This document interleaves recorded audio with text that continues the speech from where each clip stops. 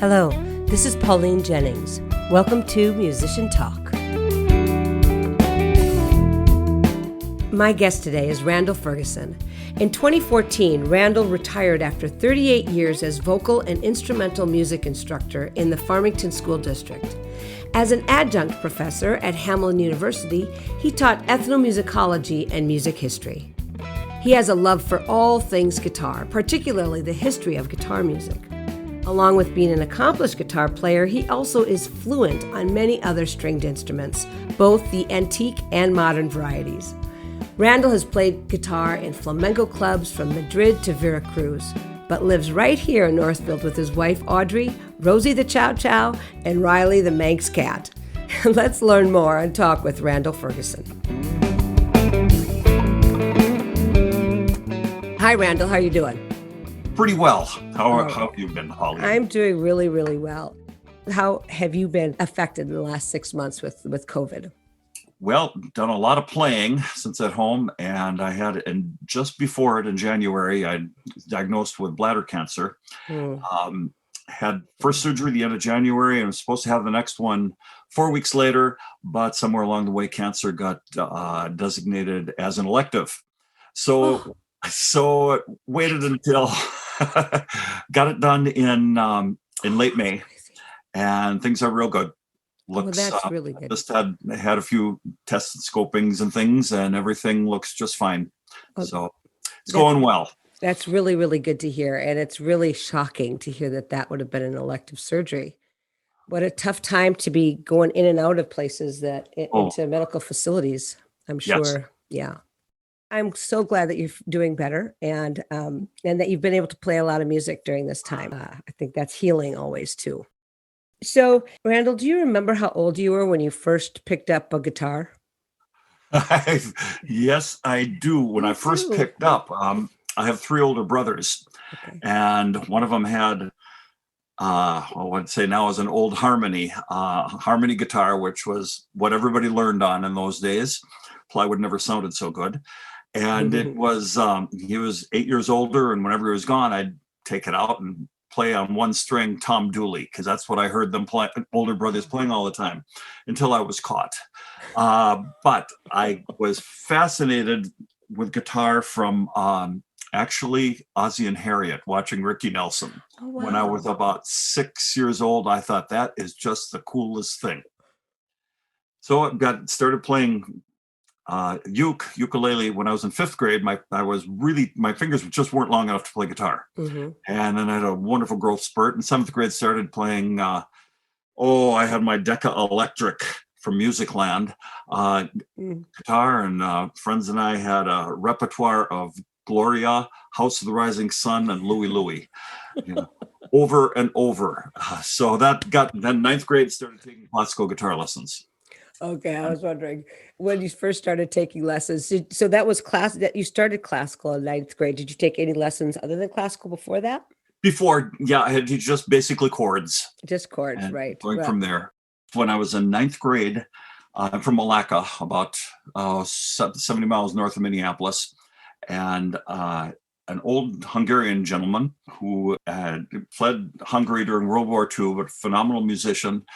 And he ended up as a director of the Lima Peru Orchestra, and ended up settling in beautiful Foreston, Minnesota, of a population of about 120 or something. And he was a classical guitarist, and I started taking lessons from him for a few years. And then in junior and senior year, I drove down to Minneapolis and studied with Michael Hauser, who was one of the first flamenco masters in the United States, and got to college in 1971, and you have to have a majoring instrument if you're a music major. And I was the first guitar major at Augsburg College. That's when guitar was first hitting the United States in the colleges. Wow. And just kept going from there. So I have a couple questions now. When you say you took classical guitar lessons, what does that mean? How is that different from other kinds of guitar lessons? It is reading music, and it's actually note for note, just like classical piano, and all the technique of finger picking. So actually, if you have a background in classical guitar, you can go on to fingerstyle jazz, your technique is far better than it would be without it. Sure. So you really learn the proper and the easiest and most efficient way of playing. And so that means that you're not playing chords. You are picking the whole time. You're playing picking the whole notes, time, but if pretty the much. it just depends what's there. There's chords, but it's all written out note for note. Got it. But a lot of the publications now are coming out with both tab and note for note, which is nice. Yeah. For people there are a lot of jazz people that don't read regular notation, but read tab very fluently. So it works pretty well. And you said flamenco. So flamenco guitar, how is that different from classical? Flamenco is it's a folk music from Spain, and it is comprised of three elements: the singer, dancer, and the guitarist. The guitarist's primary responsibility was accompaniment.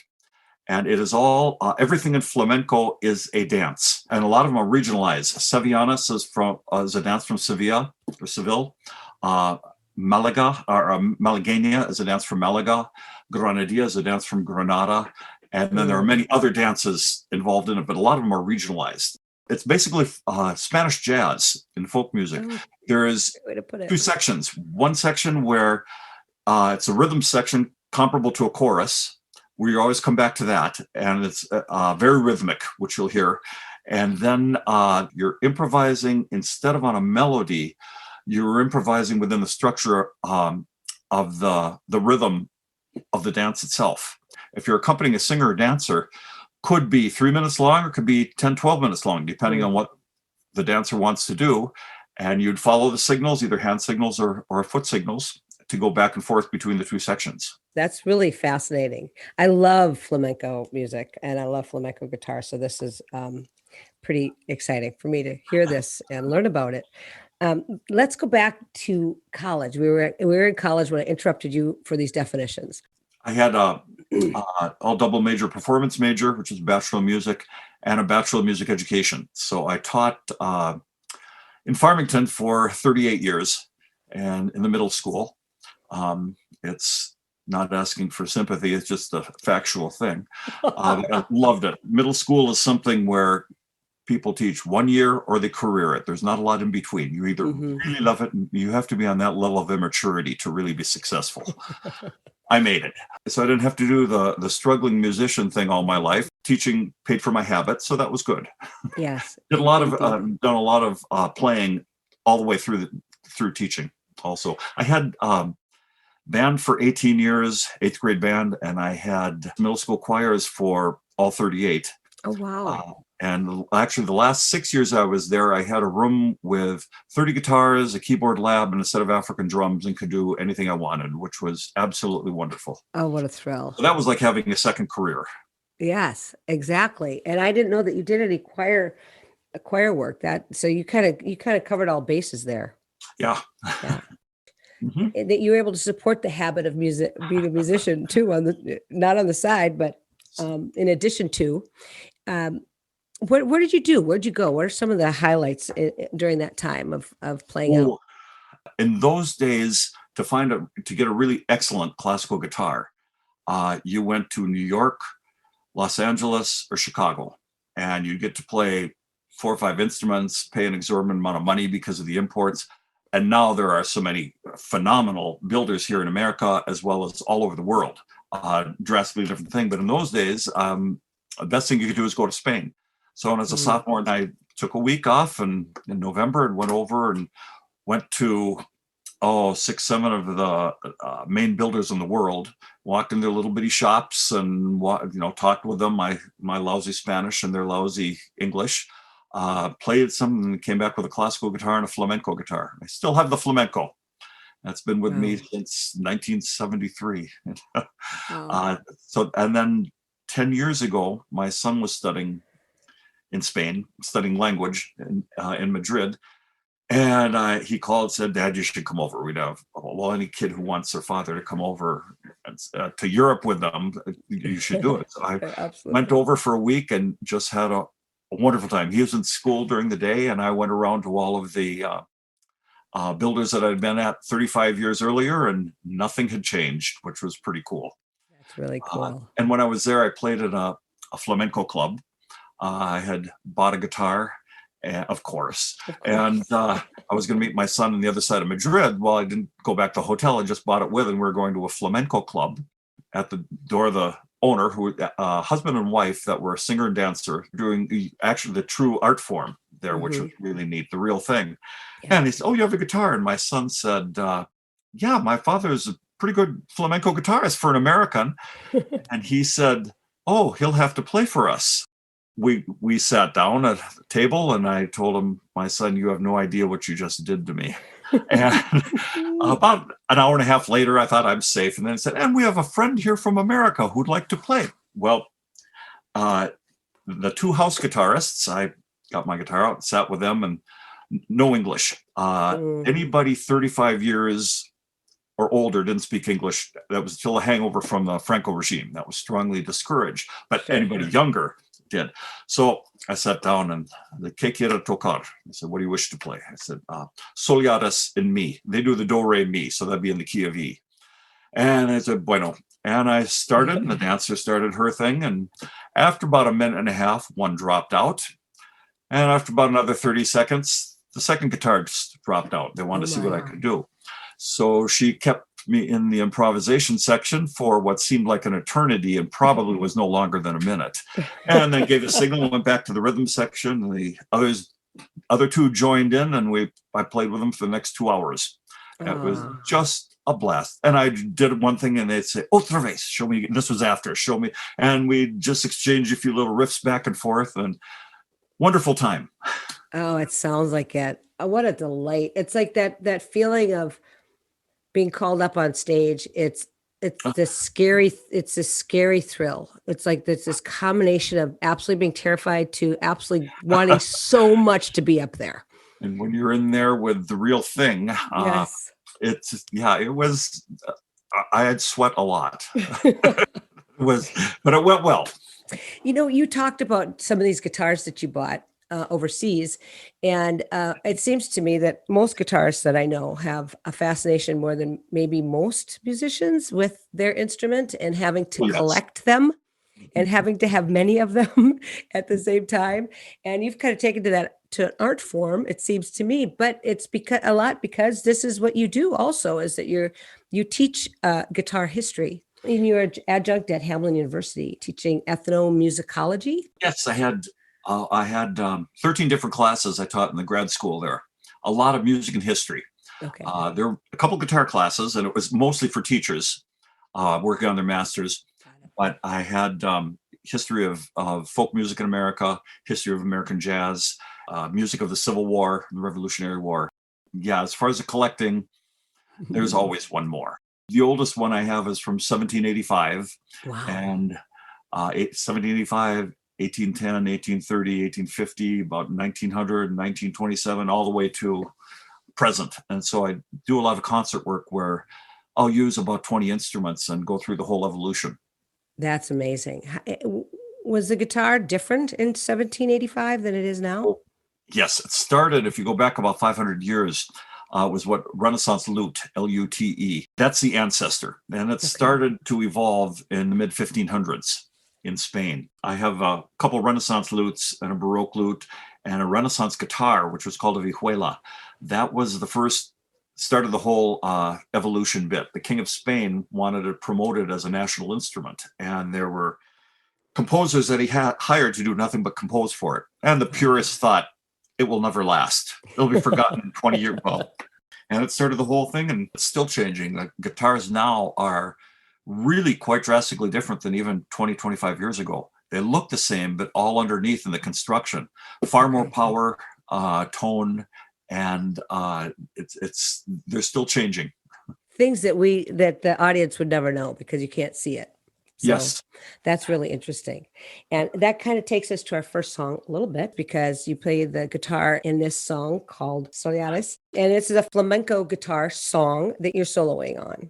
Right. So it's just the guitar and you're the one playing it. Can you tell us a little bit about this song? Yes, it's a real excellent one to show what happens in flamenco. In this piece, there are 12 beats in a measure. And I would always have the kids clap accent beats 3, 6, and 12. And I go 1, 2, 3, 4, 5, 6, 7, 8, 9, 10, 11, 12. If you were to accent beat 9, you'd be told to leave. It's not in the dance. It's 3, 6, and 12. Wow. And they're very, that's, if you're accompanying a dancer and you goof it, you're allowed one mistake, and that's it. That's with the purists. But you'll hear the accents. When I was listening to this, I was like, where's 1? I don't understand where 1 is. I couldn't, I was like 1, 2, 3, right 1, off 2, 1, 2, 3, 4. I could not find right off the beginning, the 1 and 2 and 3 and 4. I got it at the beginning, but in the middle, I'm like, I couldn't really. Yeah, it gets a little wild in there. It does. It does, and that's a great setup. Let's take a listen to Soyales, a solo flamenco guitar piece played by Randall Ferguson.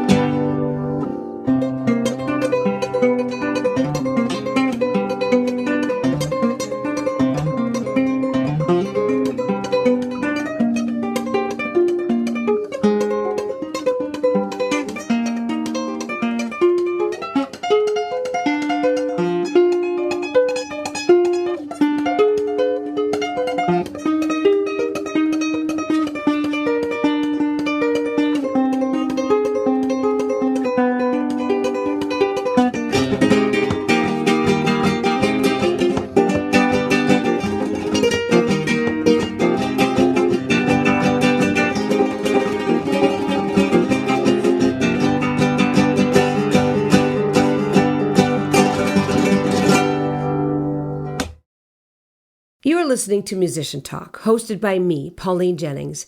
You just heard Randall Ferguson, my guest today, play flamenco guitar on the song Soyales. Now, when you sent this to me, I was able to see, because it was on YouTube and it's a video of you, so you could see your fingers moving too. And I don't understand how you can move them like that. I just don't get it. That's really fast. And it's not just like fast on a note, like when you're soloing the electric guitar and you play Diglioni, which is incredible too, but you're all over the place. How? Tell me. Like reading, you start with the alphabet and you learn words, you learn paragraphs and go to chapter books, but you don't start off with War and Peace. You know, you start simple and it just builds. It's like on any other instrument. Right. Okay. I understand that. I get that. Totally. It's just that you kind of take it to another level with the speed of your fingers. And I guess you're right. It's just practice. It's practice, isn't it? So thank you for that song. It was wonderful, wonderfully played. And it's absolutely beautiful. Thank you. Thank you. So I have just a list of questions here I want to ask you. First of all, I know that you're a guitar teacher. What do you like best about giving private lessons? Oh, it's fun, especially when you've got somebody that's really interested. And Yeah. I have a young girl, Alice. She's a 5th grader this year, and it's the 3rd year she's taken ukulele Wow. lessons from me. And she absolutely loves it. we're doing them on Zoom right now. Mm. I had to cancel a week, and I got her mother sent me a picture that she drew of her crying because we weren't having the lesson. But I got this mail from her, a mask with a ukulele that says "Best ukulele teacher ever." That is so cool. I had one student here from Northfield that started summer after first grade, and I really don't take somebody that young. I really don't want to. It's a lot of different factors, but insistence. He heard me at Winter Walk and told his mom, I really want to learn how to do that. Mm. He's one of those kids, brilliant. He was with me all the way through high school, taking lessons for 11 years.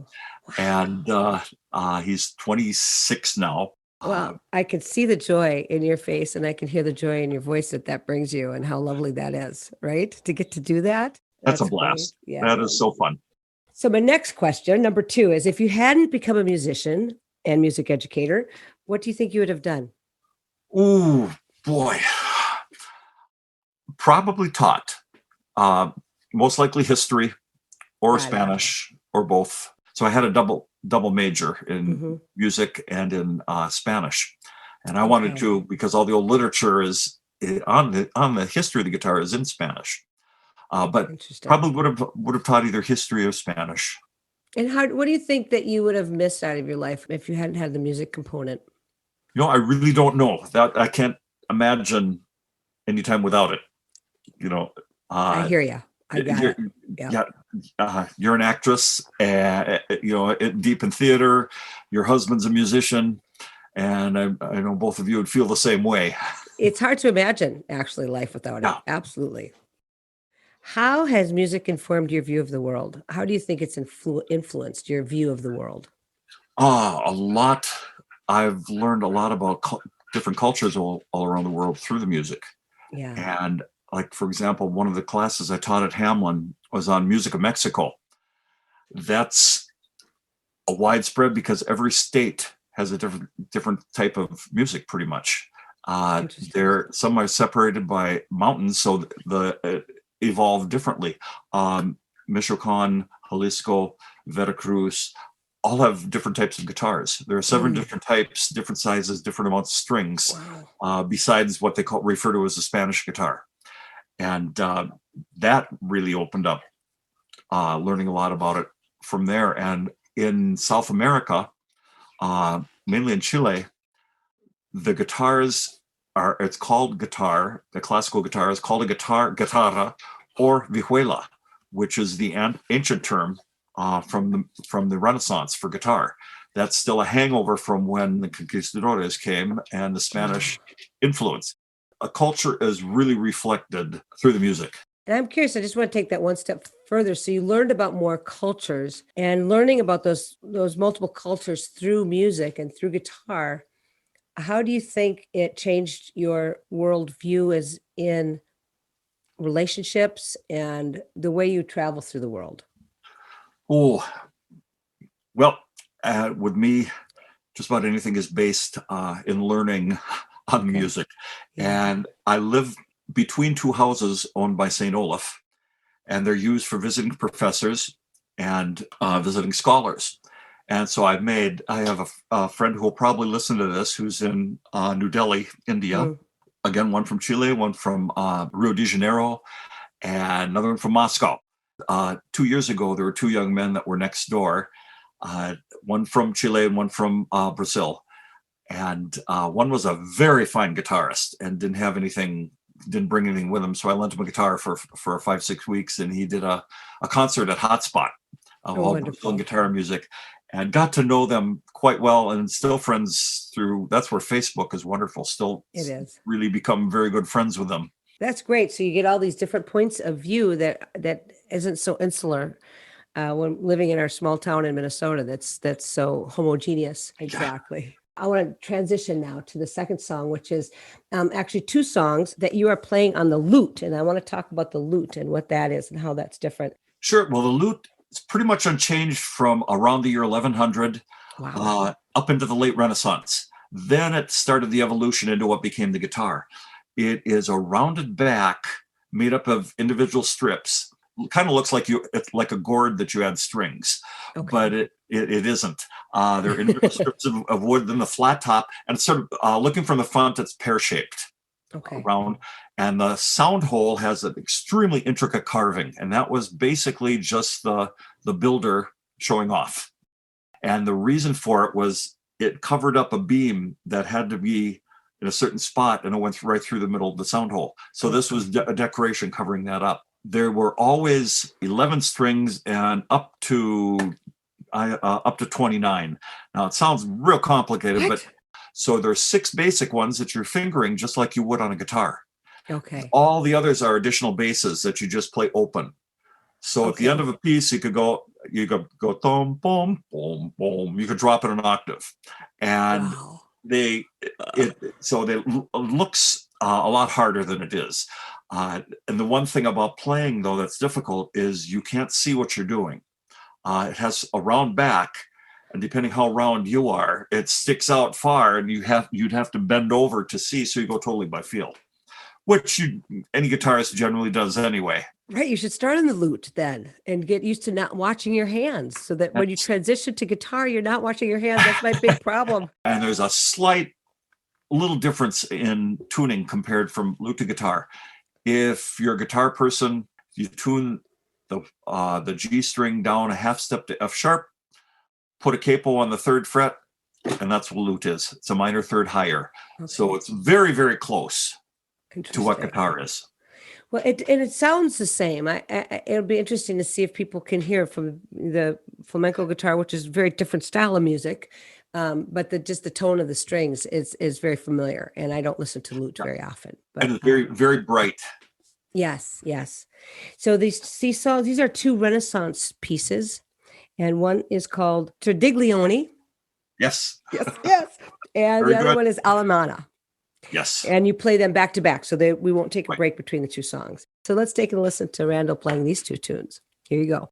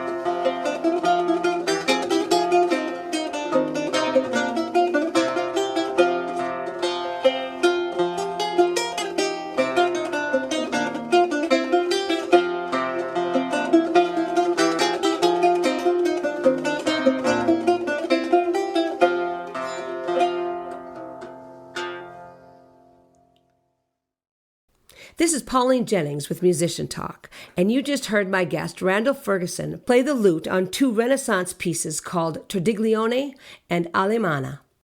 Well, they're beautiful, beautiful pieces, and you play them beautifully, and still, again, you're just moving so deftly around that lute. It's wonderful to watch, too. So we're getting toward the end here, and before we run out of time, I want to ask you about best gig, worst gig. We kind of heard about some fun you had over in Spain. Let's start with a bad one so we can end with a good one. Worst gig. It was a former student of mine who in 8th grade said, "You're going to play at my wedding." And then I ended up teaching with her. She taught in Farmington for quite a few years. And one Monday morning she came with her left hand covered up and noticed, and I said, "What's under your hand?" She had a ring, and she said, "You remember what I said in 8th grade?" I said, "Yes." Anybody who plays weddings knows you learn a lot of very short pieces, so you can end it at any time because something generally will go wrong. And the bride's sister came out from behind everyone, held up her hand and said, 5 minutes. 10 minutes later, she came out again. I went, 5 minutes. 10 minutes later, came out and just shrugged her shoulders. And I played for about another 15, and the zipper on her dress had snapped. Oh, no. They were sewing her in. So you're up there in front of the church, and they're going 5 more. Oh, And so you, like I said, if you're a church organist, anybody who does weddings, you learn a lot of short pieces that you can stop at any point. Sure, or add to. That's right. Or repeat. Situation. Yeah. And I had one quite a few years ago where coming in and I was playing and the bride and groom were going by me and they're just, oh no. It got louder and louder and they continued with it. And you could tell they were not happy and don't know what. And finally at the end, I said, "You may kiss the bride." And then he said, "If you'd like." And of course, the whole place exploded in laughter. And they laughed, and that was a good one. Are they still married? I'm just curious. I honestly don't know. Quite a while ago. It's just like, pick your place. It's not only pick your battles, but now it's like pick your battles and your place for your battles. I did one that was just absolutely beautiful. And it was going to be at Como Park in the conservatory. And it was the first night of the Poinsettia show. So there were thousands of poinsettia, candlelight, and I was playing. And they raised purebred sheepdogs. And there were two that walked them down the aisle, one on each of them. And they sat there. It was just great. That was just beautiful. Just a beautiful wedding. Let's end this by letting people know where they can find these tunes that they listen to today if they want to hear them again. Google search Randall Ferguson flamenco guitar, and I think that'll come up on YouTube. Awesome. And I encourage everybody to do that, to watch Randall's fingers go to town. Thank you so very much for joining me on Musician Talk today, Randall. This was a lot of fun. I learned a lot. Oh, well, thank you, Pauline. Bye-bye. Take care. Bye-bye. Many thanks to Randall Ferguson for joining me today for this wonderful and educational conversation. And so many, many thanks to you out there for listening to Musician Talk on the One, KYMN. You have a terrific day.